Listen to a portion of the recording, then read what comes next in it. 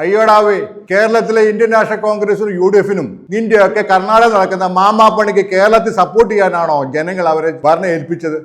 എന്താ വിചാരിച്ചത്? കേരളത്തിൽ നിന്ന് പാവപ്പെട്ട ജനങ്ങള് രക്ഷിതാക്കള് മക്കളെ കൊണ്ട് അവിടെ കൊണ്ടാക്കും. നീയൊക്കെ കൂടി മക്കളെ പലതും പറഞ്ഞ് പ്രേരിപ്പിച്ച് പല പണിക്കും അവരെ ചുമതലപ്പെടുത്തും. ആ ഒരു ഇടപാടിന്റെ സംഭവത്തില് നമ്മളും ഏറ്റുമുട്ടിയതാ ഇല്ലേ? എന്നിട്ട് എന്ത് സംഭവിച്ചു? കോടതി പോയിട്ട് എന്റെ ചാനല് പൊട്ടിച്ചു. പിന്നീട് എന്ത് സംഭവിച്ചു? ഉള്ള കാര്യം ഉള്ളവരെ പറഞ്ഞപ്പോൾ നീതിന്യായ കോടതിക്ക് മനസ്സിലായി, ഇഞ്ചക്ഷൻ ഓർഡർ മാറ്റി. പിന്നെ ഞാൻ എന്തുകൊണ്ട് ചാനലിൽ മുമ്പോട്ട് കൊണ്ടുപോയില്ലെന്ന് അത് വേണ്ടെന്ന് വെച്ചിട്ടാ. ആ ചാനലിലെ പല വീഡിയോയിലും നിന്റെയൊക്കെ തന്തയ്ക്കും തള്ളയ്ക്കും അപ്പനും പെങ്ങന്മാർക്കും എല്ലാം പറയുന്നുണ്ട്.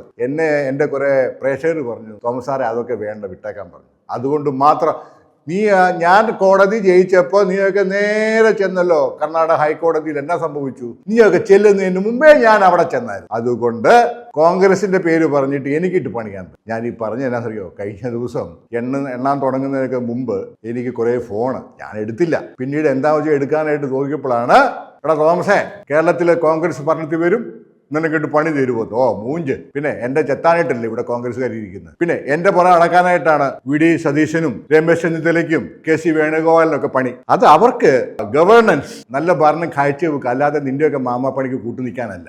ഏത് കോളേജാ ഏത് പറയുന്നെന്ന് എന്നോട് ഫോൺ ചെയ്ത് എന്നെ ഭീഷണിപ്പെടുത്തിയമാർക്ക് അറിയാമല്ലോ.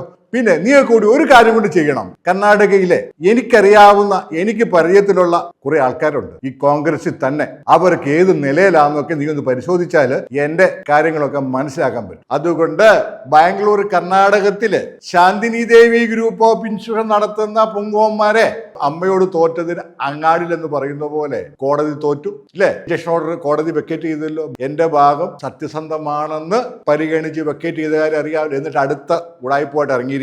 അത് അവിടെ വരുന്ന ഈ പാവപ്പെട്ട ജനങ്ങളോട്, അവിടെ വരുന്ന രക്ഷിതാക്കളോടും മക്കളോടും ഈ പണി അങ്ങ് കാണിച്ചോ. ഇങ്ങോട്ട് വരരുത്.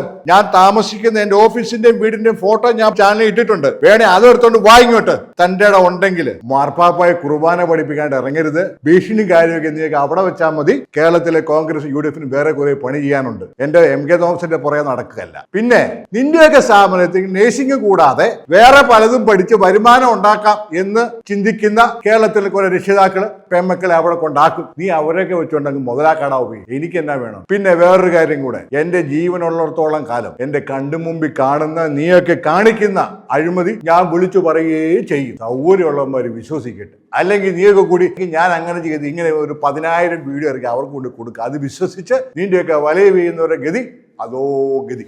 അല്ലാതെ എന്നാ പറയാനായിട്ടാണ്? ഇതിന്റെ കാര്യങ്ങളൊക്കെ ഞാൻ പിന്നീട് വിശദീകരിച്ച് പറഞ്ഞു തരാം. പുതിയ അപ്ഡേഷനുമായിട്ട് വീണ്ടും വരാം. താല്പര്യം ഉണ്ടെങ്കിലൊക്കെ ചാനൽ സബ്സ്ക്രൈബ് ചെയ്തു, ഷെയർ ചെയ്തു, കമന്റ് ഒക്കെ പറയാം. വീണ്ടും കാണാം. നന്ദി, നമസ്കാരം.